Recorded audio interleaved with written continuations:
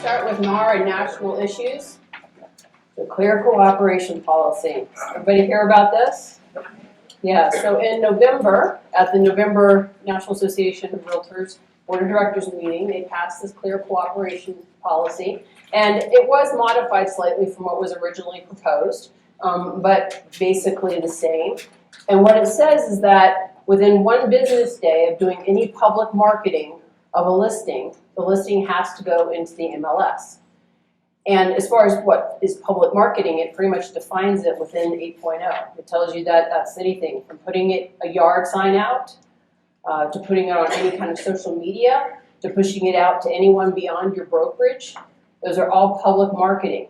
And you can't do any public marketing. You can only do public marketing the 1 business day before you put it in the MLS.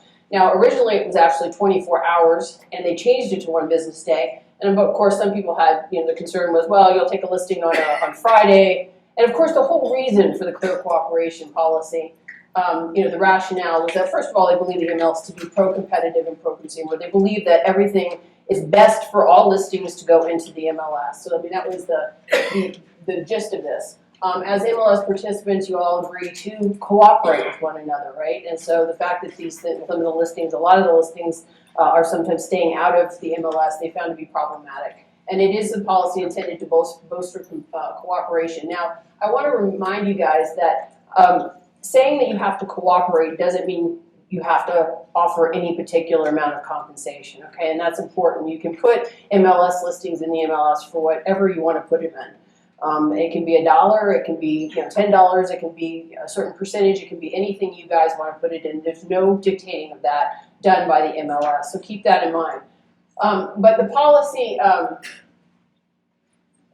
policy was intended to create more cooperation because it was viewed that there was a lot of folks, unfortunately, taking listings and not putting them in the MLS. And, if that's in the best interest of the consumer, then great. If the consumer is well aware of what was happening, everybody was fine with that at the time. But unfortunately, a lot of times the consumer was not aware of what was happening, and they were not aware of all of the benefits of the MLS and what they were missing out on and not having it in the MLS. And they were benefiting from the fact it wasn't in the MLS. So anyway, that's the rationale behind it. People have a lot of questions about it. Number one, when does it take effect? Well, it passed the NAR board last November. It took effect as of January 1st with NAR. NAR has given everybody until May 1st, all the MLSs until May 1st to implement the policy. So when your specific MLS will implement, I can't say, you're going to have to stay in touch with them and find out because it could be happening at various times throughout the state over the next few months. I want to say, on these questions, can a seller opt out? No, they can't opt out if they want to publicly market the property. And we're going to do a bunch of Q&A here on this in just a minute.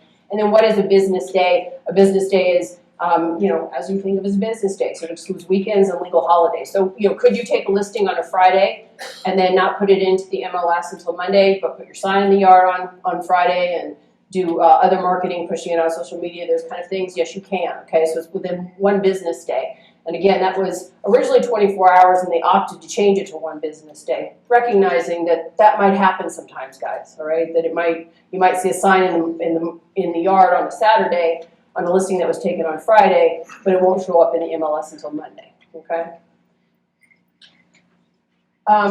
We talked about the rationale behind it. Some of the questions that we've had to answer about this, and a lot of this information you'll find on the National Association website. Is the policy consistent with Article 3 of the Code of Ethics? Article 3 of the Code of Ethics, it is, because by joining the MLS, participants agree to be bound by the MLS rules and regulations. And we deal with this a lot already with things like sold data, other rules that you'll put an MLS listing in there and they have certain classifications. When you go after it, when it goes pending, how you have to classify it. Different MLSs have different rules. At this moment, I wanted to take one quick second to point out so that I don't forget, because it's on my mind right now. You guys remember that the offer of compensation in the MLS is only made to other participants of that MLS. Okay? You need to remember that, and you need to get that word out, because I see too often brokers thinking that because somebody else, for example, in their office is a member of that MLS, or even their QB is a member of that MLS, that they can take advantage of the MLS cooperation offered through that MLS, and they can't. And so if you don't get a cooperation agreement in place with that broker, and you're not part of that broker's MLS, where that listing is offered and the co-op broker commission is offered, then you're going to be out of commission, guys. Okay? And there's no way around this. It was a case up in northern New Mexico with a really big commission on a big ranch property. And, you know, I felt for the broker, and I, you know, talked with NAR multiple times about it, and there's just no exception to that rule. So if you're not part of that MLS, again, I don't care if your QB is, I don't care if somebody else in your office is, if you are not a member of that MLS, and you find a property and you want to make an offer, you got to make sure you get a cooperation agreement in place with that listing broker before you bring the offer to guarantee you're going to get paid, all right? So keep that in mind. And QBs, it's important that you push that information out to your associate brokers in your office and let them know that's the case. It does exclude some properties. They determined that commercial properties were going to be excluded from this rule. They also decided that new construction developments with multiple properties, so if single families and condos and businesses all together are not included in this rule. So there are some exceptions to this. The local MLS can decide that they want to incorporate these type listings into the rule. That's an option, all right? But the way the rule reads is that it's not mandatory for those properties to be part of this rule. And it also doesn't include for rent, so any rental listings that are in there. Does not. Was that a question?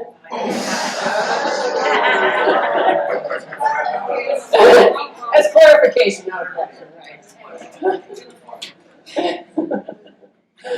Does the policy apply to non-active listings? Yes, the policy applies to any listing that is or will be available for cooperation. MLS has made an coming soon rules. So we're going to talk a lot about coming soon rules. How many of you, your MLSs have coming soon rules? I know the Southwest does. I think that yours, Cruces does too, Connie? Okay, so Cruces does. I think Taos is thinking about it if they haven't passed coming soon rules already, not yet.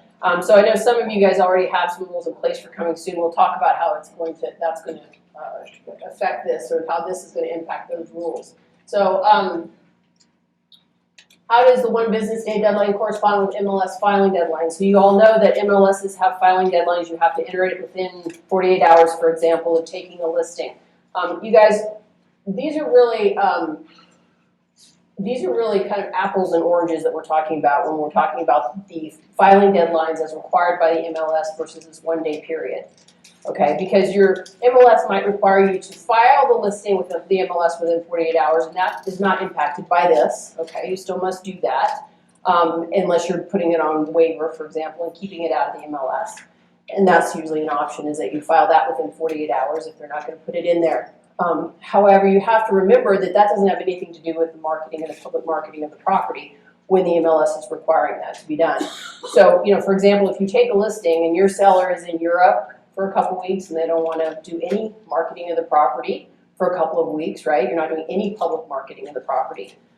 Then you don't, that 1-day period that you have to put it in there under the clear cooperation rule isn't triggered, right? Because you're not doing any public marketing.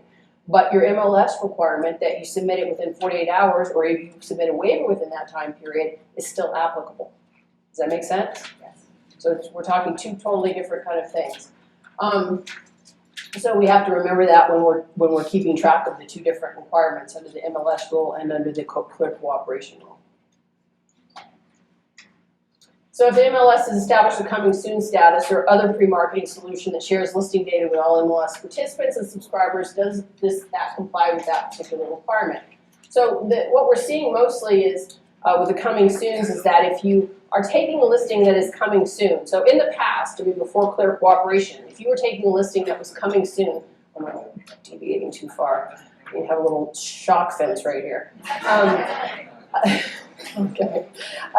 If you, in the past, before clear cooperation and the coming soon status that some of these MLSs have enacted, is that you were required to put it into the MLS within 48 hours, for example, even if you were not going to be public, even if you weren't going to be syndicating it, even though it was in a coming soon status. So again, maybe you were waiting for your for your seller to get back from a trip or get the kitchen finished, being remodeled or whatever the case may be, you were still required to put it into the MLS, even though you weren't doing full-blown marketing of the property during that time. And in that MLS coming soon status, you would still be offering compensation to brokers within the MLS. It just, wouldn't be pushed out and syndicated to all the public-facing websites and those kind of things. And it could stay in that status for some period of time.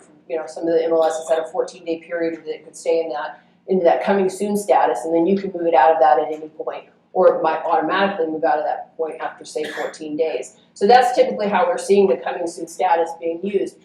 That can still be in place, but there is a real difference, right? Because before, under the coming soon status, you could still have that coming soon status in the MLS, and you could still put it in there, and it wasn't being sent out. But there would be for those MLSs that had a coming soon status, there would be an offer of compensation made to the other participants, and that's the key, guys, is that it's in the MLS and there's an offer of compensation, or whether it be $1 or something more than $1 in the MLS during that period of time. So those rules can still stay in effect, and you're still sharing with all of the participants in the MLS. It doesn't mean that it has to be syndicated or pushed out to everybody else in the world, not quite yet, right? So you can still have that coming soon status where you put it in, you share with the other brokers within the MLS, and then it goes active whenever you guys are ready for it to go active and be pushed out to all of the public-facing websites and those kind of things. So that coming soon status can still occur, and that's not a problem. But remember, you have to actually get it into the MLS within a day of any public marketing. So typically in coming soon listings now, we see a sign in the front yard, right? This is coming soon. Remember that it can only occur if within 1 business day of putting that sign out there, you're putting it into the MLS. If you're not ready for it to be active and be pushed out to all of the public-facing websites during that period of time, then it can perhaps stay in that kind of coming soon status for that period of time. So you MLSs that don't have coming soon status, which is how many of you guys? Most of you, right? So there's only maybe 3 that do. You might want to consider having a coming soon status, enacting a coming soon status in the MLS. Because again, they might want to put a sign in the front yard, but they might not be ready to fully syndicate this property out there in the world. But they can't put that sign up there unless they're planning on putting it in the MLS and sharing it with other participants within 1 business day. So I think you guys are going to need to look at creating some kind of coming soon status for those of you who don't have it already. Office exclusives. So what's an office exclusive? Well, it's exactly the way it sounds. It means that you're not sharing it outside your brokerage walls. And this is still permitted. So if you have sellers who are very private, or they're going through some litigation or whatever the case may be, and they absolutely don't want this thing shared with other people, not other brokers, and not the general public, you can take the listing and you can market it within your own house, but you can't market it outside the house, guys. And I know that part of the feedback I've gotten on this from the smaller brokerages is that they feel like this is a great disadvantage to the smaller brokerages, because if you want to expose it to a bunch of brokers and you don't want to expose it to all the public or all the MLS participants, the only way to do that is to go with a brokerage with a lot of brokers, right? Because if you're gonna go with a smaller brokerage, then you're not going to have a lot of people to market to within the brokerage. So that's one of the complaints that we've heard about this rule is from the smaller brokerages, that they have a big disadvantage from the bigger brokerages. Because if you're interested in keeping this thing rather quiet and not having it shared with other MLS participants, and then you're going to have to just keep it in-house, and you can't go outside of your brokerage. What if the listing isn't ready to be shown or coming soon, or delayed showing listings allowed under the policy? So we talked about that a minute ago. You certainly can have a coming soon status, and I think that you're going to have to actually create a coming soon status for your broker so that they can put signs in the yard even when they're not ready to do full-blown marketing of the property to the public-facing websites and that kind of thing. So that's going to have to be created if you don't have it already. If the MLS has established coming soon status of the Premarket Solution, oh, sorry, I'm going the wrong way. Does the policy require that listings be including in IDX feeds? No, it does not address, it doesn't change anything as far as IDX feeds. So people can opt not to be sharing, everybody know what an IDX feed is, so you sign up and you agree that you will share your listings with the MLS, they will they will be syndicated or sent out on the IDX feed to other participants' websites, and they can advertise those listings, your listings, on their websites. That's what you're agreeing to, and that's what they've agreed to with an IDX feed. So this does not impact that at all, whether or not a consumer wishes to be part of the IDX feed or not be part of the IDX feed. This does not impact that at all. So they can opt in or opt out of that, just like they always have.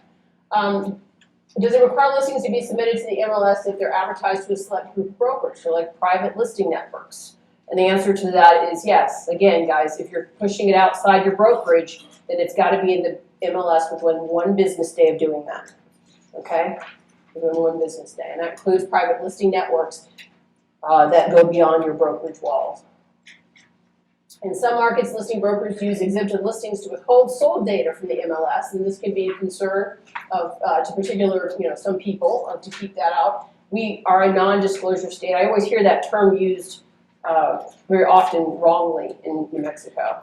We're a non-disclosure state. We're a non-disclosure state, and it means that nobody can talk about sales price, and that's not at all what a non-disclosure state means, right? I mean, a non-disclosure state means that if you call the county assessor's office or tax and rev and you say, I'd like to know the sales price of a particular piece of property, they can't, as government employees, as state government employees, provide that information to you because it's not public information.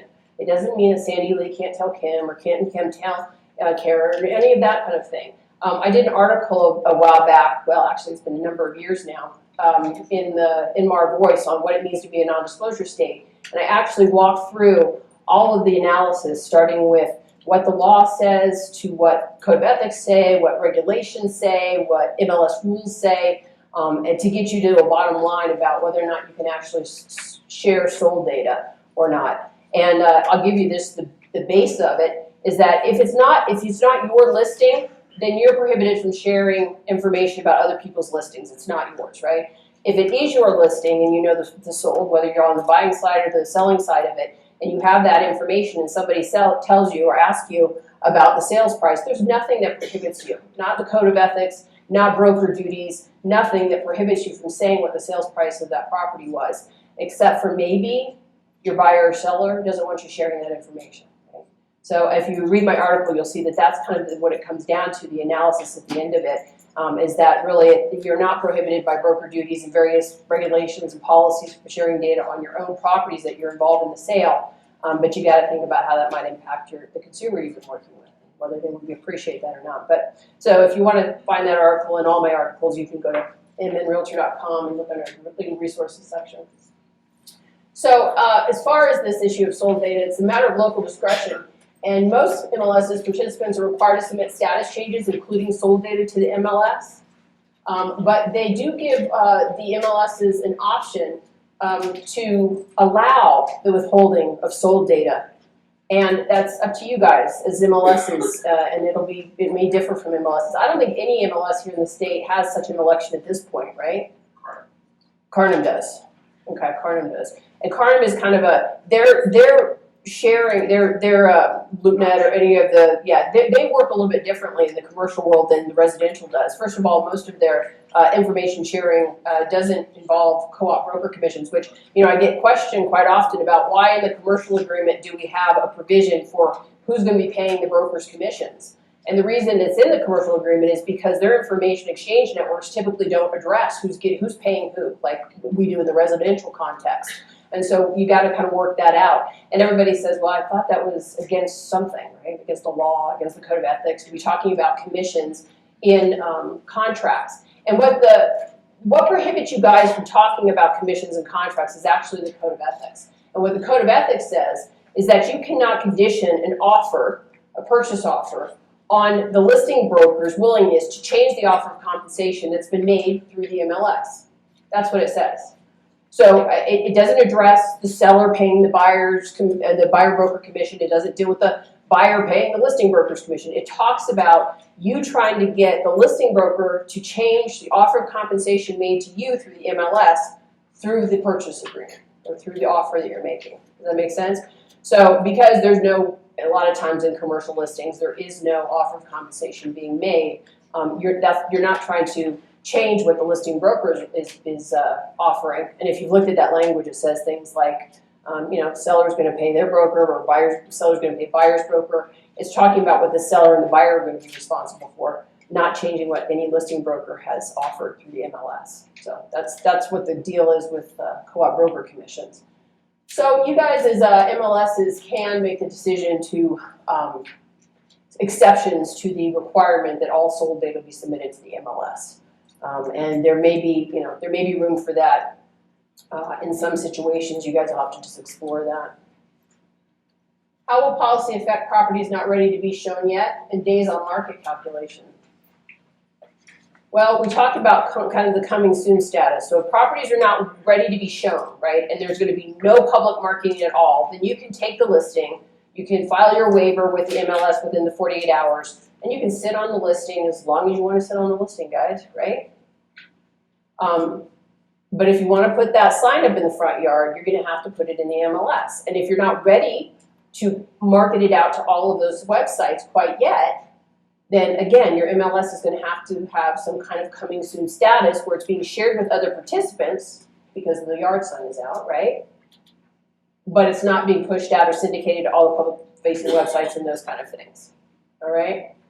Now, we were talking about this the other day in the AE meeting about days on market. And NAR gives you guys tremendous flexibility, or MLS's flexibility, on how to calculate those. And everybody kind of does it differently. And I think that in the past, or I should say, in the past, meaning just before this rule was passed, a lot of MLSs were using the date that the listing agreement was signed for calculating days on market. And that made sense to a certain extent because a lot of people were doing marketing of the property prior to the time that it was showing up in the MLS, right? That's where the whole coming soon thing was. And if your MLS didn't have a coming soon status that kind of forced you to put it in there, then you weren't putting it in there. You were probably putting it on waiver, putting a sign in the front yard, maybe pushing it out on social media, doing other kind of marketing of the property until your client was ready to go full blown and get in the MLS and syndicate it and all that stuff. So I understand that it was a lot squirrelier to try to kind of ascertain when exactly did this property go on the market. And so you guys were defaulting to the listing date, right? Using the listing date, because what else are we going to use? We don't know exactly when the sign went up. We don't know when you pushed it out on social media. We don't know this stuff, but we do know the listing date. That's a solid number we can count on. So we're going to start it there, which of course made some brokers unhappy because then by the time they did go active in the MLS, it was showing something like 14 days on market, or 10 days on market, which they didn't like the idea of that because if they truly weren't marketing the property for that 10 or 14 days, then they were kind of starting off at a little bit of a disadvantage, right? Because the days on market kind of, people pay attention to that. I think this is going to make days on market a lot easier for you guys because it can't go on the market any sooner than 1 day before it shows up in the MLS, right? You know that. So when we were talking about the other day with the AEs about using that period of time in the listing agreement now is actually arguably, in some cases not so, but in some cases, most cases, is kind of misleading because you can't do public marketing. You can do marketing within your own brokerage, right? But you can't go outside the walls of your brokerage until basically it goes to the MLS, except for that 1 day period. So to bring it into the MLS when your consumer is, like I said, maybe away on holiday or maybe finishing a remodel, I encourage you guys to get that listing when you're sitting there across the table for them, right? Not to say, oh, okay, well, we'll come back to this when you get back from Europe and then we'll sign our listing agreement.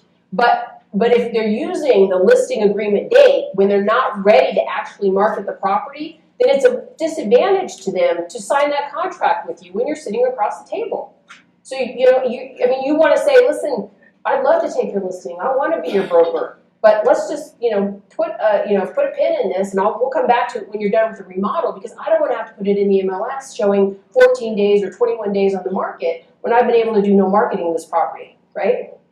So it's a disadvantage to you. It's a disadvantage to your consumer to be using that listing date, in my opinion. And so I kind of implore the MLSs, I did this the other day with the AEs, to take a look at that because now we can pretty solidly say there hasn't been public marketing of the property except for maybe 1 day before we put it in the MLS. So to use that MLS date to calculate days on market is actually much more accurate than it used to be. Does that make sense? and it doesn't disadvantage you or the consumer, you meaning the listing broker or the consumer, to use that date. So I'm hoping that MLSs kind of take a look at the way they calculate days on market for that purpose, because again, otherwise I think we're, before you could do some marketing and you weren't necessarily disadvantaging that seller terribly. At least you get your sign up, at least put it on social media, but now none of that can happen. So they really aren't really marketing until one day before it goes, one business day before it goes in the MLS, okay? So I ask you guys to take a look at that days on market calculation under this new rule, because I think it's a totally different animal, right? How do you enforce this rule? Well, how do you enforce any of the rules, right? The other day at the Forms Committee, we decided we have this cavernous, catacomb-like basement. They call it the garden level. It's pretty interesting. At the new NMAR building, and it's going to be our new NMAR jail. So anybody who violates cooperation is going there for some period of time. And yeah, there'll be flogging too on second and third violations. So, so how do you enforce the rule? Well, I can guarantee you, the way you're going to know the rule was violated is how? Other brokers, right? Yeah. They're going to see the coming soon sign in the yard, and they're going to look in the MLS, and maybe it's not there the next day because it's a Saturday or a Sunday, and that's important for you guys to remember before but the next business day, it's not in there, and we got a problem, right? After your MLS passes this rule, we got a problem, and that's how your MLSs are going to find out about the problem. And so when that happens, how do you enforce it the same way you enforce all rules? And you're going to have to figure out how you're going to do that. Initially, perhaps there's, some leniency because this is a new rule, but at some point, I guess everybody's got to get up to speed, right, and start doing it right. So that's going to, you guys have some leeway or some latitude on how you want to enforce it. So has this type of policy already been implemented anywhere else? It actually has. There's an MLS up in the northwest part of the country. It's not a realtor-owned MLS, so they don't have to follow NAR rules. They can kind of do anything they want to do. And they actually created this policy some time ago. They also created a policy where you don't have to put any cooperation in the MLS at all, right? So they kind of do whatever they want to do up there, and so they kind of paved the way for some of these ideas, I think, to see what's happening with them. But so they have done this already. Are there any issues that have come about as a result of this? And I